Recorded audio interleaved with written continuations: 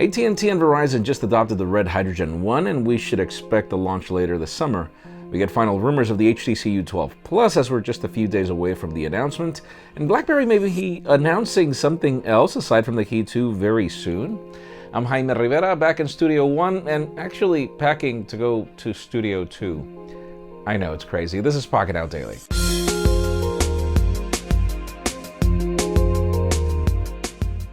The official news today begin with deals. The Samsung Galaxy Note 8 continues to be one of our favorite phones, and right now deals are going crazy.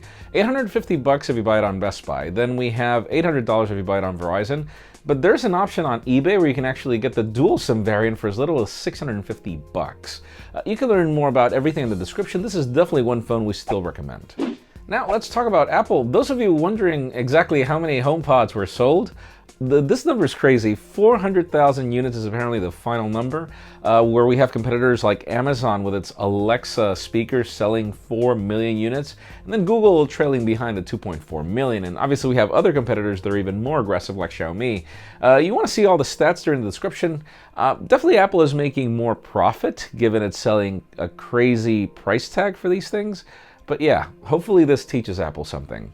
But then I asked for the same thing with the iPhone 10. Now let's talk about the BlackBerry Key 2. Those of you wondering what the specifications for this phone are, you can see them in the description. There are benchmarks right there. Okay, BBE 100 is the code name for another device. And we haven't really heard anything about it, so we're extremely curious as to what the company is bringing here. We'll keep you posted. And for those of you wondering what we're getting with the Htc U12 Plus, famous tipster Evan Blass has just chimed in with things like the 4 cameras that we've talked about in the past, rumors that the design will remain very similar to the U11, the fact that the user interface apparently won't change, but there are some tweaks and improvements. Can't wait to see this phone. I've always been a big fan of HTC devices. Let's see what we get this time. And finally, the most interesting news today are of a product that I have been waiting for, the red Hydrogen 1. We haven't gotten any details as to when it'll launch, but we do know that AT&T just pretty much confirmed they're adopting it.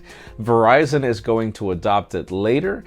Price tags are the interesting part, and we're not expecting this product to be cheap. I mean, the cameras are $30,000 on their own in the cheapest way. But yeah, we're talking $1,195. But obviously, this is a modular phone that brings a ton of things that phones can't really do, or at least we hear that that's going to be the case. So in today's question, let us know, do you feel that the price tag is reasonable, or do you think that it should be less expensive? Because in my case, I can't wait to see what the prices of the modules are going to be. Really, for me, the price tag is going to be everything about what the whole cost of using that thing is going to be as a camera.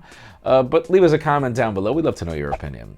Friends, again, if you want to get the news earlier, follow us on Pocketnow.com and subscribe to our channel by hitting this button up here. You can watch yesterday's Pocketnow Daily up here, and our thoughts on the OnePlus 6 down here. You can also follow me on Twitter, Jaime_Rivera, on Instagram, and Jaime Rivera.